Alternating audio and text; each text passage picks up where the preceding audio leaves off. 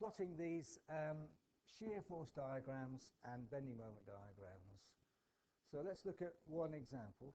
Here it is. So we've calculated earlier what the moments, or the reaction forces are, rather, at the two supports.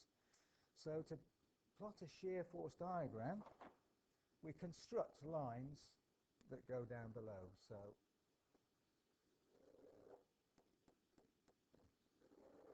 at all the points of interest, we just carry on the line down. So if you've got a ruler, that would probably be a good idea to use a ruler to construct these things down the page, basically.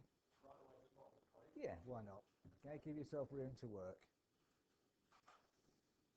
So I will sort of extend the page as I continue down. So let's first of all look at the shear force diagram.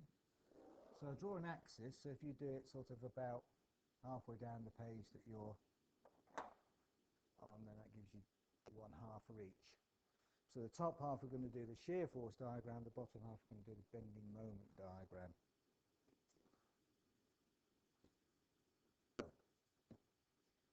On the shear force diagram, we're plotting up this axis the shear force. It's V for the shear force.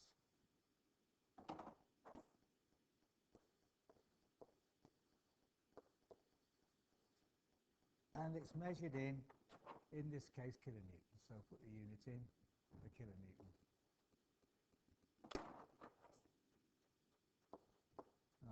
Mistake. In kilonewtons.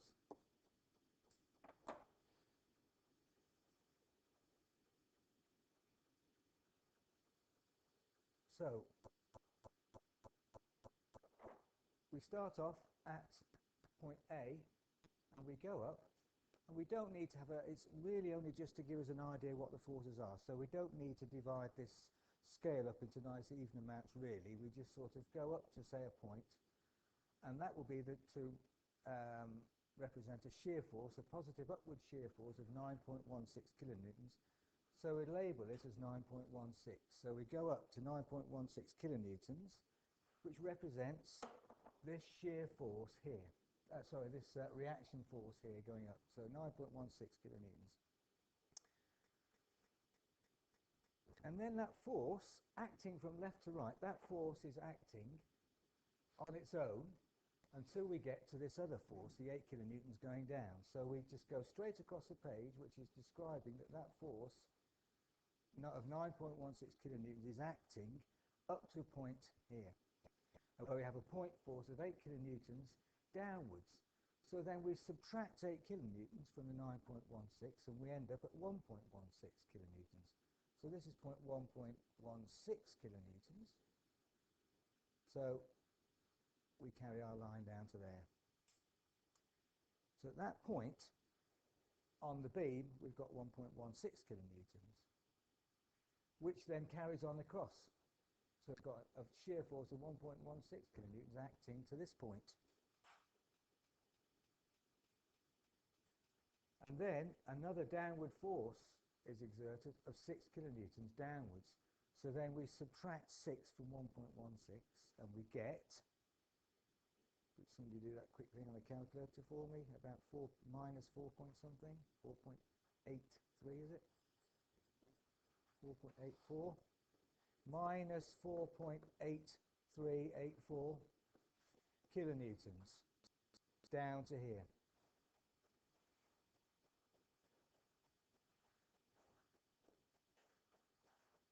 And then that acts until we get to the next point of interest, which is when we have another down force of 4 kilonewtons.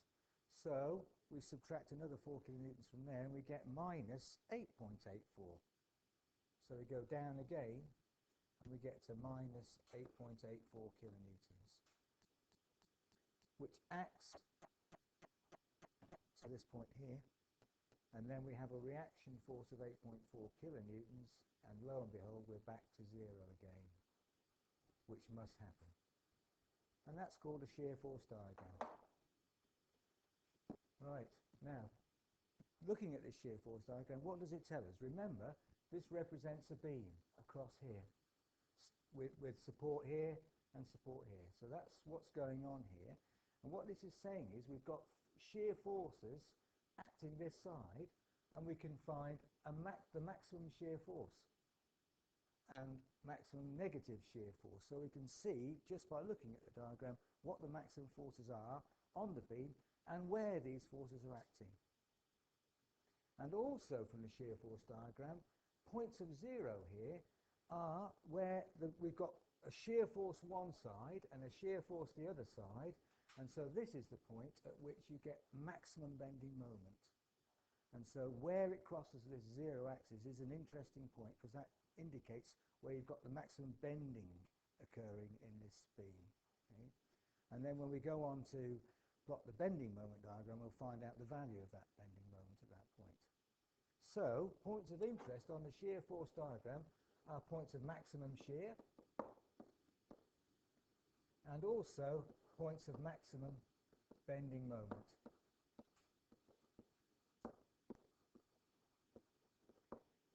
There may be more than one point at which you get a maximum bending moment, so it's not necessarily the maximum bending moment, but it's a point of maximum bending, one of the maxima that may occur. So there's our shear force diagram.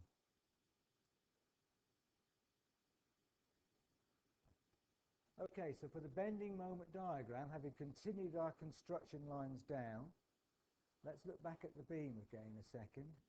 What we're saying, the first thing to note is that the bending moment is zero at the supports.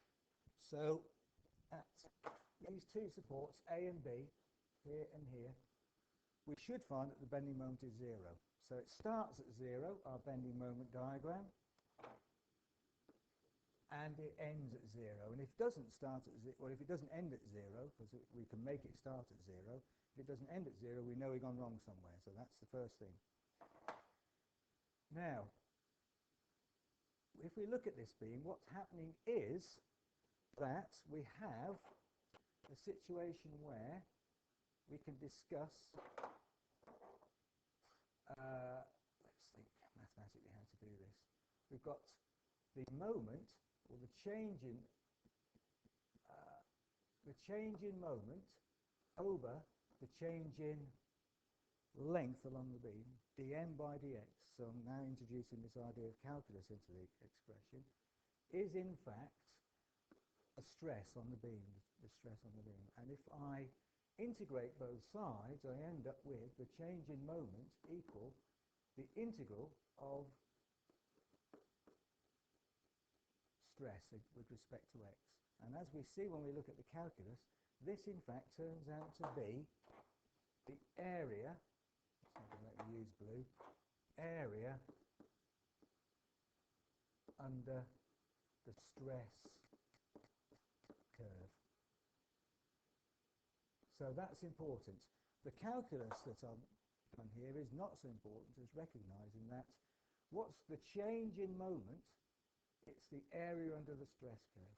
So if we go back to our stress curve, that's this area here. This area here gives me the change in moment between this point and this point. So what I do is I calculate this area. The area, let's put that as green here, equals 9.16, that's the height of it, it's a rectangle, multiplied by the base. Well, the base is from 0 to 3 meters, so times by 3. 9.16 times 3, 27.48, 27.48. So that figure is the change in moment as we go from 0 across to the 3 meter point. So we mark up here that moment, which is 27.48. And at this point, that's the moment. So it's going from 0 up to that point. And what happens is then is we say to ourselves, what is the gradient of this curve, dm by dx? This is the gradient. And that equals v. So what is the gradient of this curve? It's 9.16. Positive 9.16. So that means this line is going up at positive 9.16. Oops. What's going on here? Okay, it's not going to let me do it in blue for some reason. Positive 9.16, that way.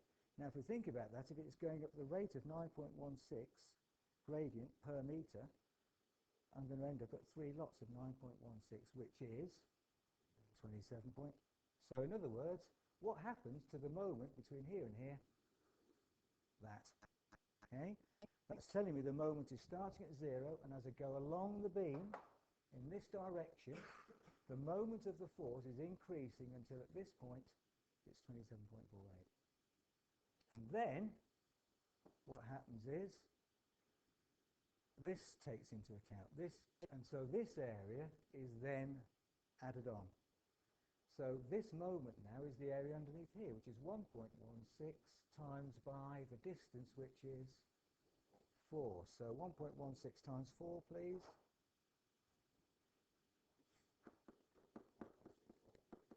Sorry? 4.64.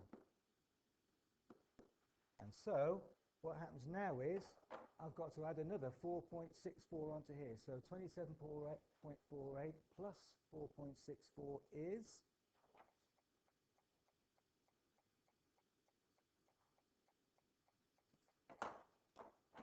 'Lets me do it sometimes but not others. 52, sorry?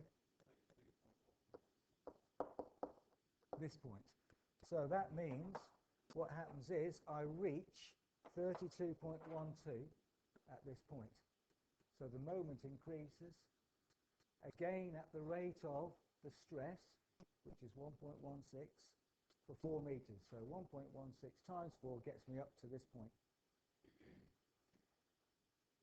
Do you remember us saying that this is the point of maximum bending moment? There's my maximum bending moment, 32.12 at this point.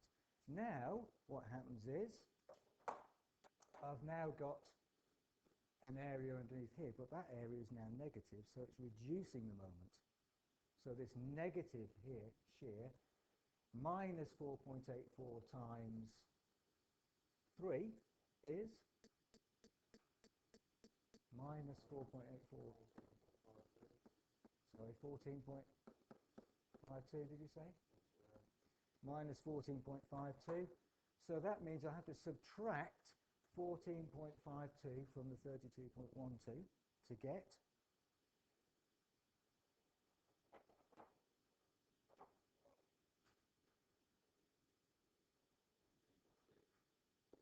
17.6. So that means my bending moment reduces again the gradient. Now look at the gradient. The gradient is the stress, which now is negative 14.52. So negative gradient should be coming down at the rate of 14.52 for 3 meters takes me to this point. So that point is 17.6. And then finally this area underneath here, 8.84 times by 2 is, and hopefully within a bit, because of course we're rounding as we go along here, that means the moment reduces by 17.6, and lo and behold I end up back at 0 again. And again, what's the gradient? It's minus 8.84. So in fact this line shouldn't be quite as sloped as this one, which maybe it isn't. Okay, but as it's not drawn particularly to scale, you might not see that. There's my bending moment diagram. So if you'd like to just draw that out, please. So let's have a look at it.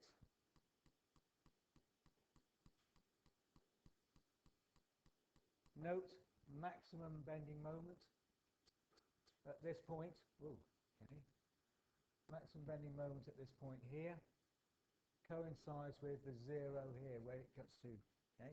Now if you think about it, that makes sense, because as we were going left to right, the area under the curve here, this point and this point, these areas were increasing the moment. And these areas, because they're underneath, i.e. negative stresses, are decreasing the moment. If we start at 0 and end at 0, what can we say about the areas underneath the stress curve, above and below the line? They must be the same, yeah. The total moment on the left-hand side, the positive moment in other words, balances the anticlockwise, or the negative moment, which fits in with our understanding of what's going on and about moments. In a balanced situation, moments are balanced. That's what this is saying in a way. The area on the left of our maximum bending point must equal the area on the right, and that maximum bending, when it goes through 0, is shown on the bending moment diagram underneath.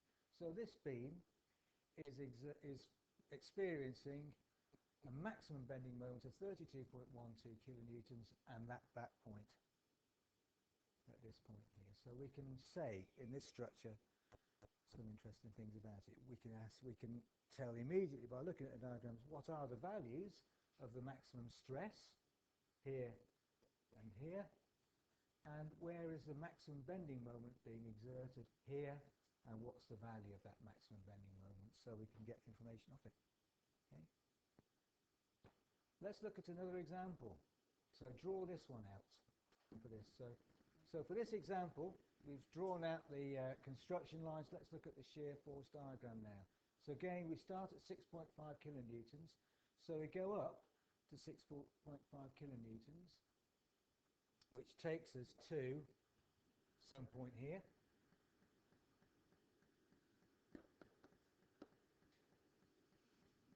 And that force is in existence until we get to here. So that's the force that's acting on the beam until we get to the next force that comes into play, which is the 8 kilonewton force.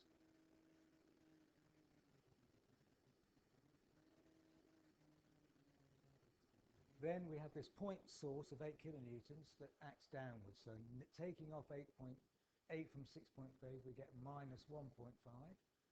So we come down to minus 1.5 at this point here. Now, let's have a look what's going on there. Now we have 2 kilonewton force times by a distance of 5. So overall we've got 5 to 10 kilonewtons of force acting. But that 10 kilonewtons of force is not acting at one point, at this point here. So at this point here, by the time we get to here, this 10 kilonewton forces of acting is acting altogether. So we subtract the 10 kilonewtons from 1.5 to get minus 11.5 at this point. So at this point we've got minus 11.5. But it doesn't happen uniformly, so in fact it goes like this. Because it's a UDL, it goes down like that.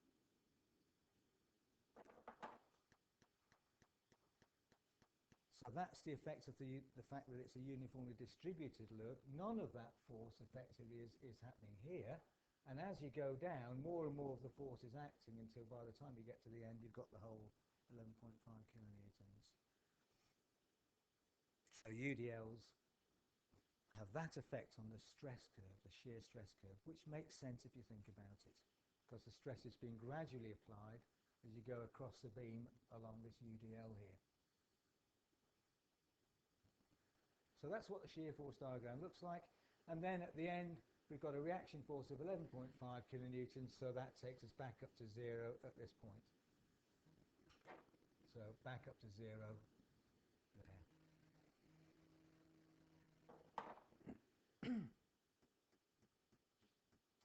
So now we can do the moment diagram underneath. Note maximum stress of 11.5 at that point, so that's when the beam's under maximum stress. And note also point of maximum bending moment. So this is the maximum bending moment.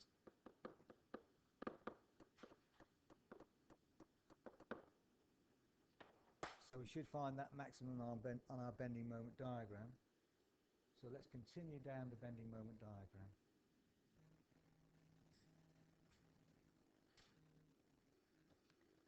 So again, for the bending moment, we must start at 0 and end at 0.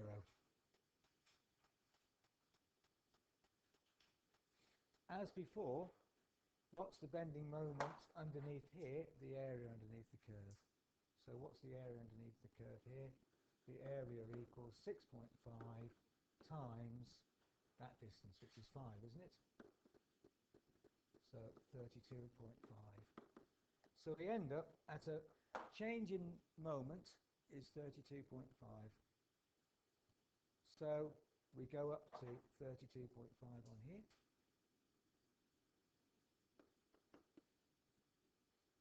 And that's where we reach at this point. So how are we getting there? Like this. Whoops, it's supposed to be a straight line.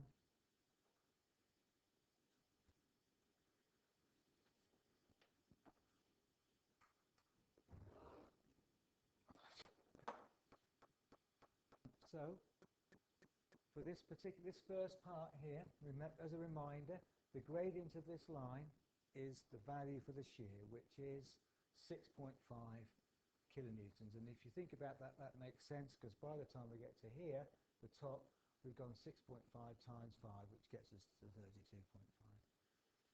What's going on at this point? We've got now a bending moment given by the area underneath here, which is this area.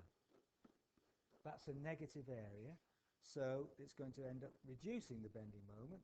So in other words, this is our point of maximum bending here, which we were expecting anyway, maximum bending. So we now have to find the area underneath this curve, which we do by splitting it into a rectangle and a triangle and finding the area. Using the formula area is half base times height, we can calculate this area. So if you would like to just do that. So we end up with an area of 32.5, which we could have predicted because these areas have to be the same. However, now let's have a look at this bending moment. What's going on? So it's going to end up at 0, but how does it get there? This is where the gradient comes in. Look at the gradient of this curve. This gradient. The gradient is a negative gradient, and the value is given the gradient of the bending moment curve is the value of the shear, which is negative and increasing. Look. So at this point here, it's a negative value of about 1.5 at this point. So it starts off at 1.5 and then gradually increases the value of the shear until by the time we get to here, we've got a gradient of negative 11.5. So the gradient is increasing in a negative sense to this point. So we have a curve underneath here with the gradient increasing negatively. So it's going to start off being a negative gradient and then gradually increase negatively down here until we get to a large negative value. So in other words, it's going to go as a curve like this, starting off with a negative gradient and then ending up with a large negative gradient. So in other words, we have a curve, not a straight line. At any point on this curve, the gradient at this point, for example, it's a shame that the blue pen doesn't work, the gradient here at this point is equal to the value of the shear at that point, so whatever that is. A negative shear. And it is negative, that value of the gradient is gradually increasing, so this is going to get more and more negative as we go down, hence it's curved this way. Okay, so for this problem, let's calculate the reaction forces at A and B. So we just review that and then try and plot the shear and moment diagrams. So assuming it's pivoted at A, what are the clockwise moments? We look along the beam and we add up all the forces that are going around clockwise. So here's our pivot, so that's going around clockwise. The UDL is going around clockwise. The 5 kilonewton is going clockwise. So is that, and so is that. Okay? The only one that's going anti-clockwise is that. So the clockwise moments are given by all of those downward forces. So we multiply the force by the distance from the pivot. put each one in the bracket, 8 times 2 plus the 1.5 kilonewton force. This can be replaced with a point force acting there with a value of 1.5 kilonewtons per meter times 5 meters is 7.5 kilonewtons. So that would be 7.5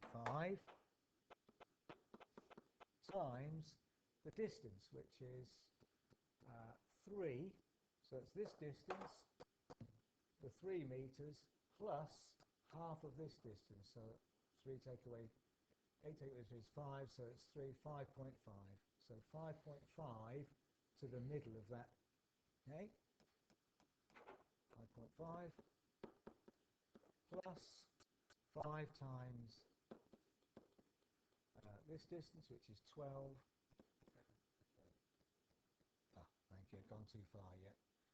10 plus 12 times 12 plus 20 times 20 gives us a total clockwise moments. Okay, and then the anti-clockwise moments. So what does this come to? Add them all up. What do we get? 651.25. And these are measured in kilonewtons. So that's kilonewton meters. So that's the total and clockwise moment. So the anti-clockwise moment, the only one that's acting anti-clockwise moment is the reaction at B. So reaction at B times 16.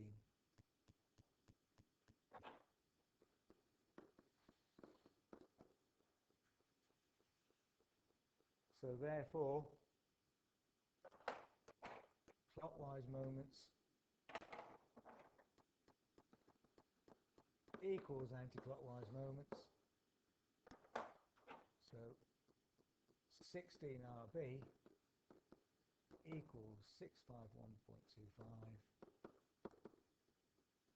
Therefore, RB equals 40.7 kilonewtons. So once we've got RB equals 40.7 kilonewtons, we could then pivot it at B. So this would be a good idea. And then some clockwise moments. Now this is the awkward one. So there's my pivot. That's going around clockwise. And the reaction at A, which is given by this, that's the reaction at A. That too is going round clockwise. So the reaction at A and the 20 kilonewton force will be my clockwise moments. And then all the others are going round anti-clockwise. So I'll leave you to finish that off and check that you get the right answer. Okay, if you're not sure, just practice it. But we end up with a value. So similarly, RA equals 11.8 kilonewtons. Okay, so we've got those values and you can check yourself after the results. So now we can transfer this information to our diagram. We've got the reaction forces at A and B, and we can draw our shear force diagram. So I'm going to pause this for a second and you plot it. And if you've done it correctly, you should find it reaches 0 by the time you get to the end. So that should be our shear force diagram. Starts at 11.8 and then continuing, and ending up at 0, which is our check. So from this we can note a couple of things. Right, so having put the microphone on, we can see our shear force diagram. Note that it starts and ends at 0. Note also that there's a couple of points at which we've got maximum bending moment. Here, at this point, maximum bending, and at this point, maximum bending. So we've got a couple of points at which we should end up with maxima on our bending moment diagram.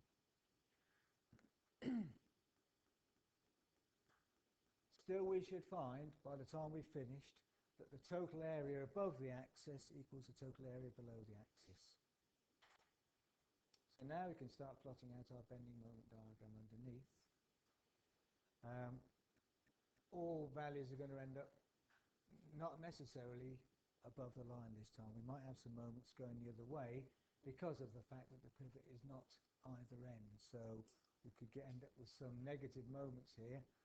So we need to make sure that our construction lines allow us to go below the line as well as above.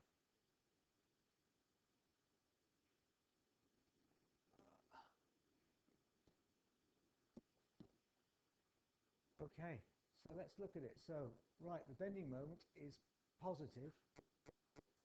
So the value of the gradient is given by the value of the shear. So it starts at 11.8, positive gradient, and it's going to go up until it reaches a value for the moment which is given by the area underneath this first rectangle here. So we calculate that area, and that will give us the bending moment at this point here.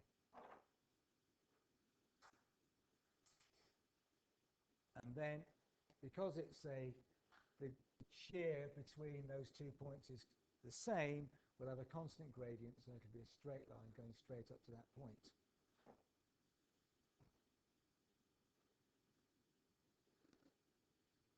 So if you could just calculate what that point is by finding the area underneath the curve. Now we have another positive increase in the moment. That's this area here. And so we find that area, and again it's going up, but this time the gradient is less. The gradient is only positive 3.8, so it will be a shallower line increasing to whatever that area is underneath there. Now we continue to increase the moment because this is a positive area, so we find the area underneath here and it increases up to that point. But this is UDL, so it's not, the gradient is actually reducing, negative. The gradient is getting less, still positive, but the value of the gradient is getting smaller, down to 0. So we calculate the area underneath the curve. It's going to increase to that value, but then we need to think about how it curves. So have a think. Actually, because of this point is a point of interest, a point of maximum bending, we need a construction line down here. So we need to have a further construction line at that point. And we're also going to be interested in the, oh no, the other maximum has already got a construction line, so that's good. The question is, where is this point? Oh, doesn't like that blue line, does it? The question is, what is this point? And how do we find out what that is, what that point is? Yeah, but we haven't drawn it to scale, have we? So we can't do that at this point. But we do know that the stress, which is what we're interested in, the stress is decreasing at the rate of 1.5 kilonewtons per meter. So I'm starting off at 3.8 kilonewtons, which is this point here, and then I'm reducing the value of the stress by 1.5 kilonewtons per meter until I get to this point here where it's 0. So how do I find the distance travelled? I divide the stress at this point, 3.8, by 1.5, and I'll end up with the distance I've gone. So what is 3.8 divided by 1.5?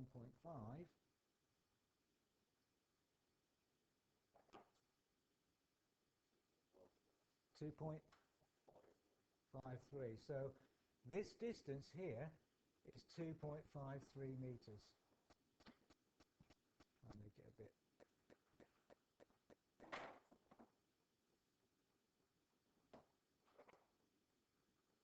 .53 meters. So the area underneath the curve now will be given by a half of 3.8 times 2.53. Area a half of 3.8 times 2.53, which is 4.81. So we need to come down in our moment diagram by 4.81. go up by 4.81 because it's a positive. So we're going to go up to 4.81 to, I appear to have lost that, the rest of that 27 point, what was it, 27.3? 27.4. So this was 27.4, that point there. So now I'm going to add another 4 point, whatever it was, to get to 32.2. But how do we get there? It's not going to be a straight line because it's a UDL. Look at the gradient. This gives us a clue. So it's a positive gradient at this point. Remember, the gradient is the value of the shear. At this point, it starts off with a positive gradient. So it's going up in this sense, and then by the time it gets to here, the gradient is 0 because the stress is 0. So it's going to start off going up and then level off. In other words, it's going to go something like that. Okay? We can now say what the value of the maximum bending moment is, and it's 32.2 kilonewtons per meter. And where does it occur? At a distance of 2.53 plus these two distances here, whatever that total distance here is. So we can say at what point in the beam bending moment, maximum bending moment occurs, and where.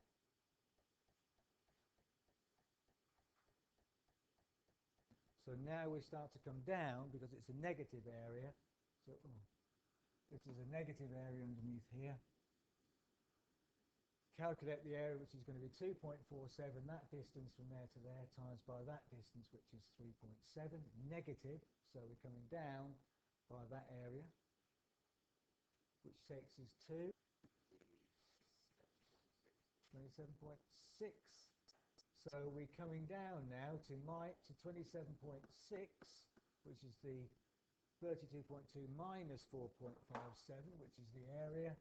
But now, how are we coming down? If we look at the value of the stress at this point, look at the gradient, the value of the stress at these points. The value of the stress is negative and getting more and more negative. So it starts off with a shallow negative gradient and ends up with a larger negative gradient. So it must be coming down like this, getting gradually a bigger negative gradient. So safer territory at this point, we're away from the UDL, so now the gradient is constant, so it's going to be a straight negative gradient downwards of minus 3.7, that's this bit here, and the area under the curve tells us how far down we're going. So calculate this area and come down with a straight line to that point. So that takes us down a straight line to 20.2. So we've now got a larger 82.8, subtract from this takes us to, minus, that's 3.2 now, we've got to subtract 82 point something, gets us to minus 79, is that right? Minus 79.8. So we're going down to minus 79.6, minus 79.6